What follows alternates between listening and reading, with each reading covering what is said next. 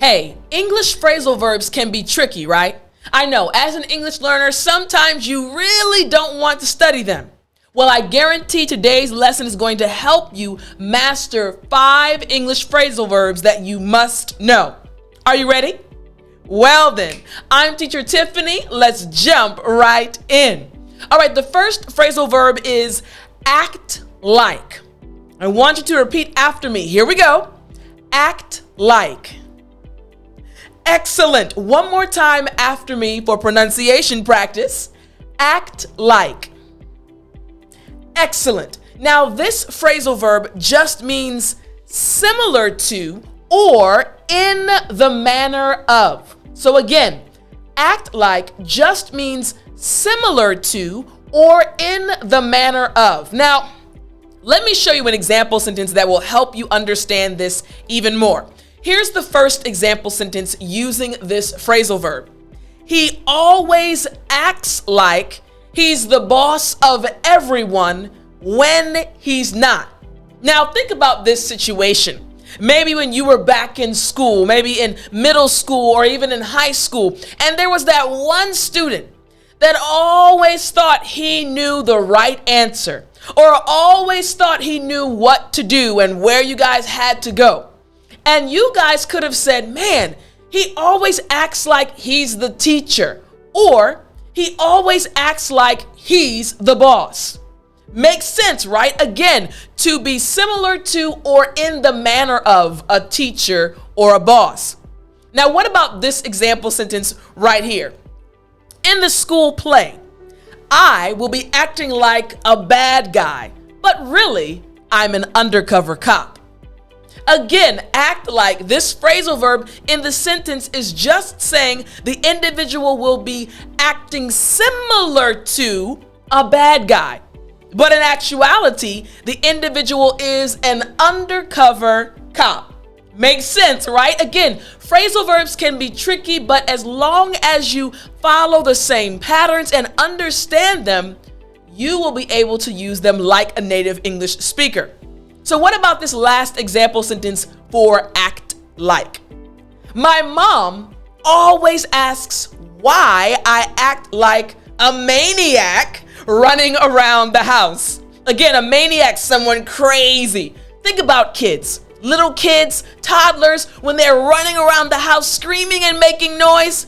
Sometimes all of that noise can cause parents to be a little bit stressed. So a parent could say, why are you guys acting like maniacs? Your behavior is similar to a crazy person. You got it, right?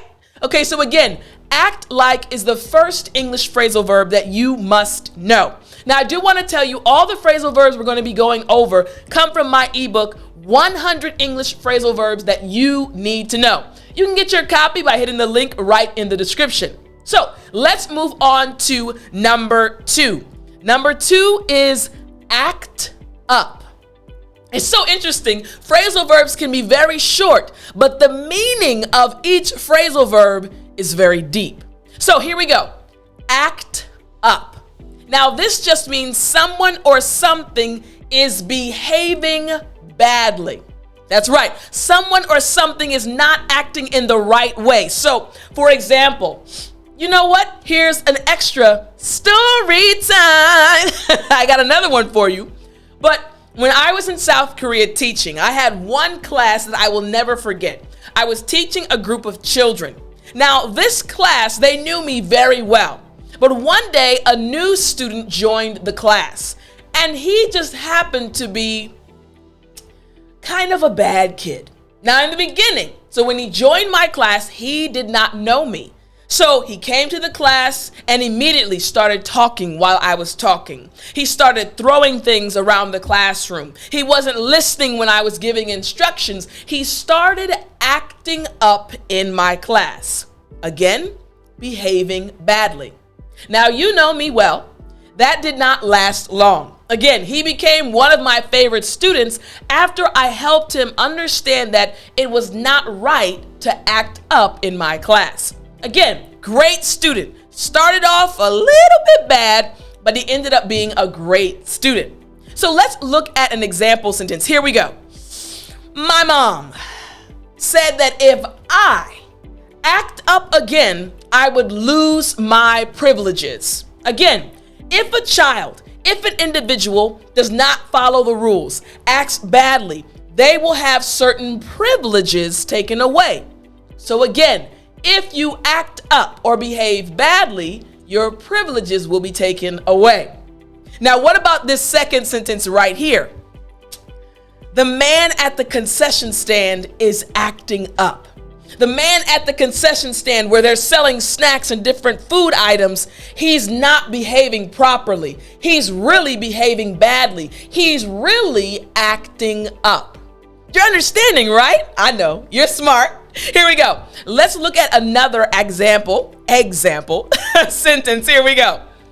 I hope my back doesn't start acting up again. Now, this is interesting. Your back, yes. Sometimes you have back pain. I actually have experienced back pain that really was not fun. And my back would start acting or behaving badly. It would start hurting while I was working because of what happened. So you can actually say that your back is acting up. It just means your back hurts. Your back is supposed to support you, right? Help you as you walk, or even when you're sitting down, to give you the support you need. So when it doesn't, it is acting up. Makes sense, right? Okay, now let's check out the next one. This one is also very important, an English phrasal verb that you must know. Add up. Again, another short one, but another very important one. Now, add up just means to seem reasonable or to make sense. And you know that I say make sense, right? All the time. So you understand what I mean when I say that. Now, add up just means to seem reasonable or to make sense. So let's check out the first example sentence and see if you can understand from this example. After reanalyzing the results, everything is starting to make sense. Ha ha! Everything is starting to add up. You understand, right? There's a connection because in your brain, you're already familiar with that phrase that teacher Tiffani uses all the time. Makes sense, right? Now we have add up.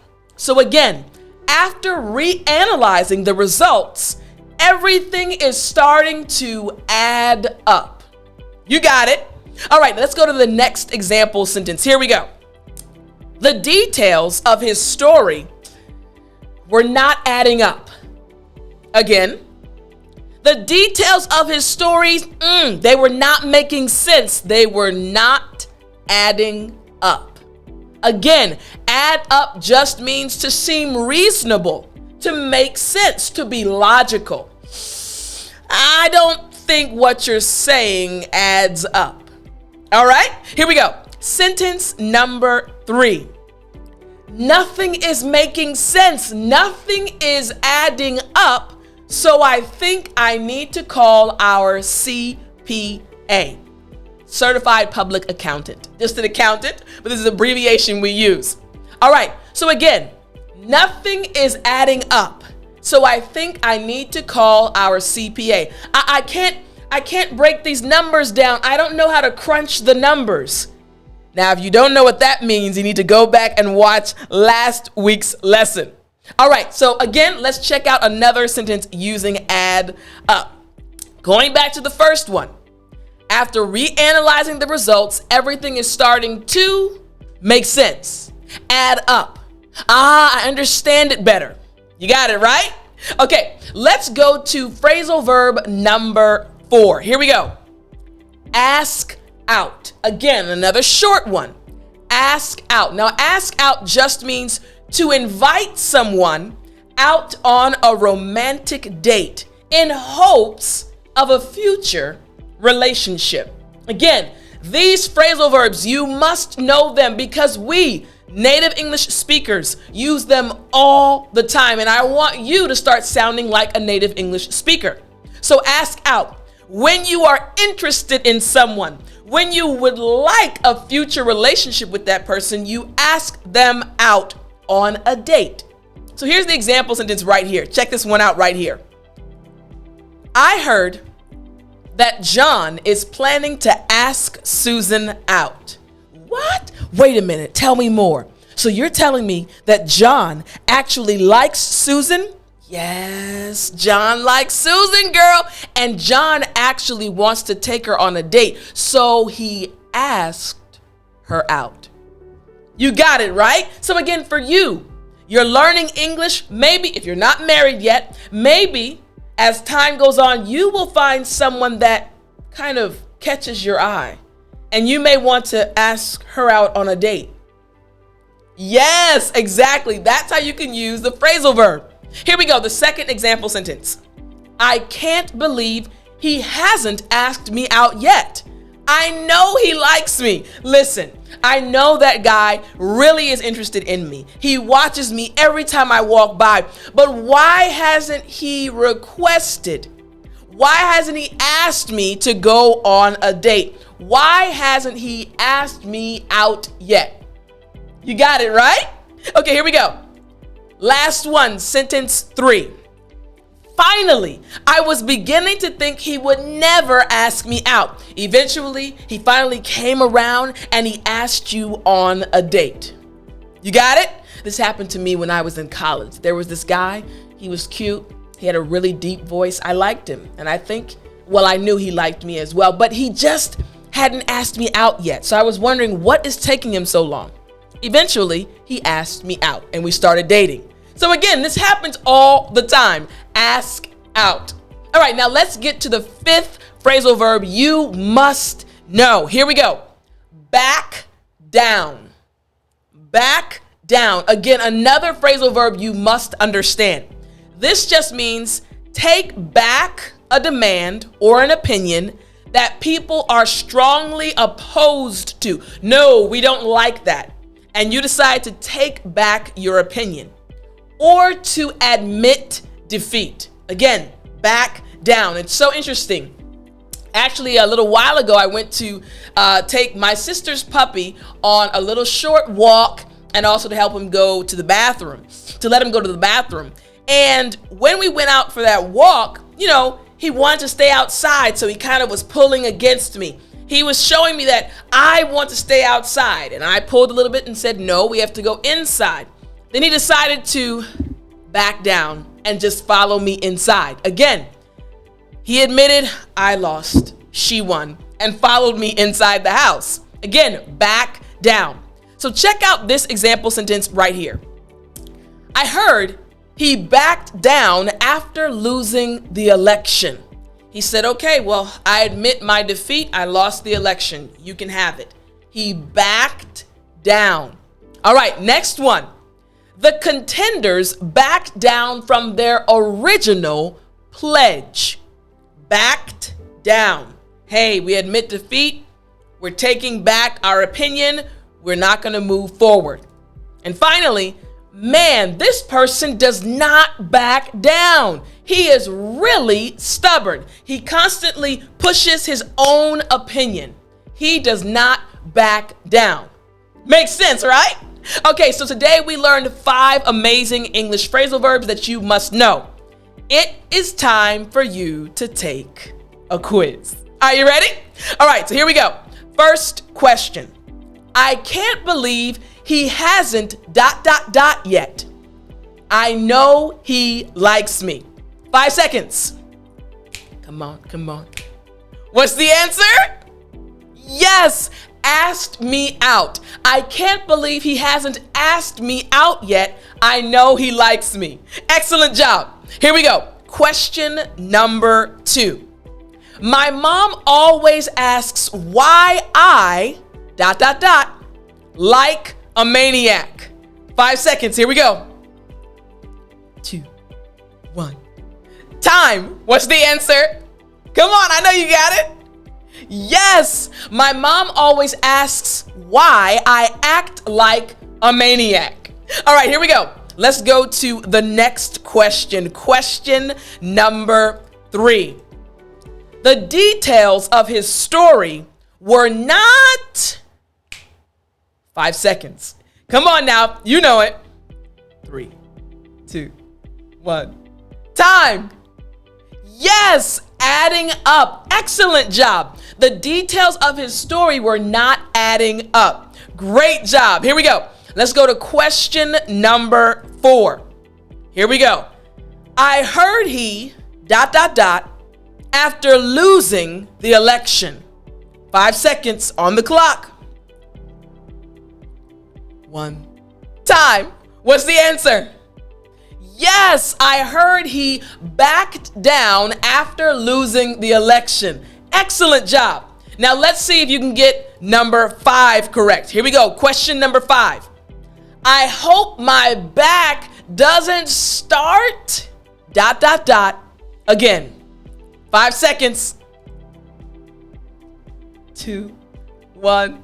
Time. What's the answer? Yes, acting up. I hope my back doesn't start acting up again. Excellent job. You are amazing. Today I taught you 5 English phrasal verbs that you must know in order to start sounding like a native English speaker. Remember, if you want to learn even more, get my ebook. The link is in the description. And again, I hope you enjoyed today's lesson. Don't forget, I'll be back next week. And as always, remember to speak English.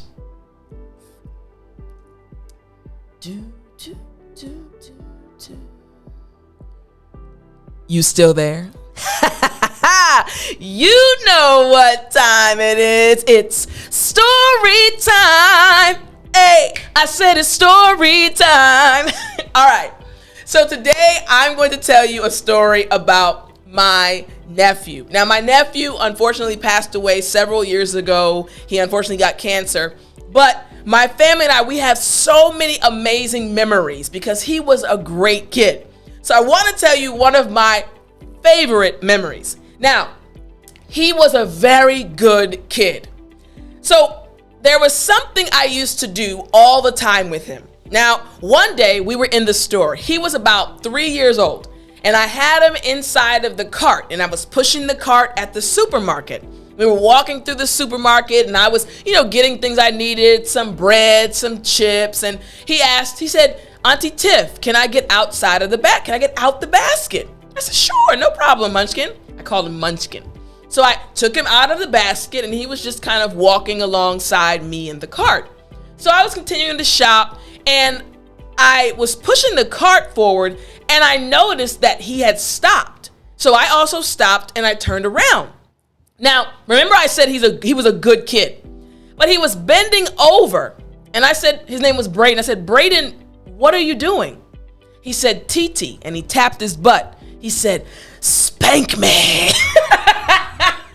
Now listen, exactly how I just said it is how that 3-year-old boy in the middle of the supermarket yelled out loud, Auntie Tiff, spank me. Now, I don't know how things are in your country, but in America, you cannot hit children in public like that. You can get in big trouble. But remember at the beginning, I told you I used to do something with my nephew. I do it with my nieces as well. I would spank them during playtime, not to hurt them, but for some reason it felt to them like a game. So I would grab them and I'd start tickling them at home, and then I'd start play spanking them. Not hard at all, but they would just laugh and they start rolling. Last week's lesson, you remember that? So he was in the middle of the store and he kept saying, TT, spank me, spank me. So I said, Brayden, stop. And again, in his mind, he was like, oh, Auntie Tiff always plays this game with me and I want her to play it now. So I told him, hey, we can't do that in the store. I was worried about people looking at me.